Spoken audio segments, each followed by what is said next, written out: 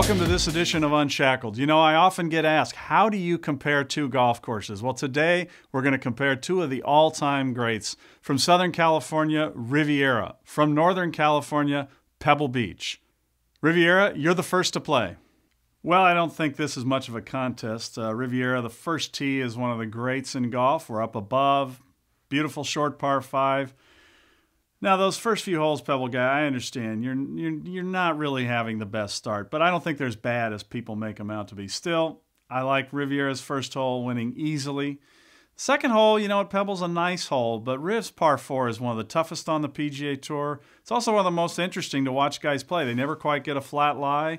The members love it. It's a great hole. It brings you back to the clubhouse. So I got Riv 2 up.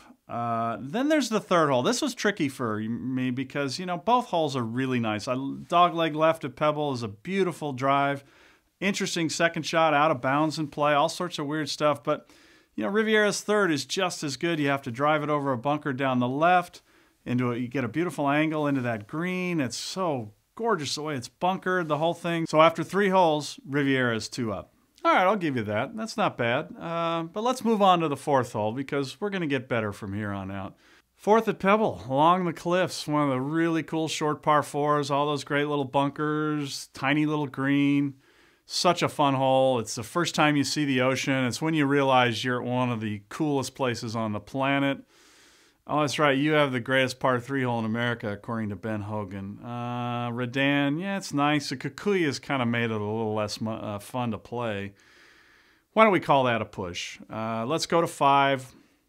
5, we have a new par 3 by Jack Nicklaus. It's definitely an improvement over the old hole.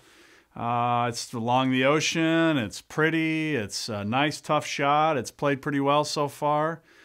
You've got that par 4. Yeah, I guess that is a pretty good hole. Kind of drive up and then down. Then you have that cool, weird, funky mound on the right.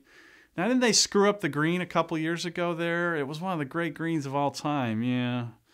I guess your hole still is a little bit more fun to play. So I'll give you 5. So what is that? 3 up? Great.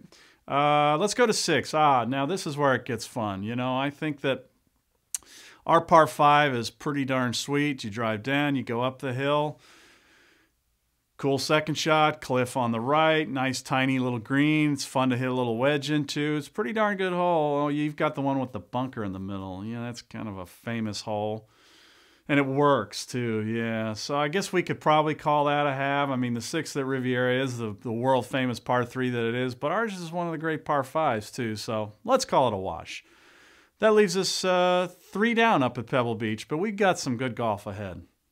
Oh boy, 7, 8, and 9. Yeah, okay, Pebble guy, I'm going to have to give you this stretch. 7, yeah, Riviera, they made a mess of that one.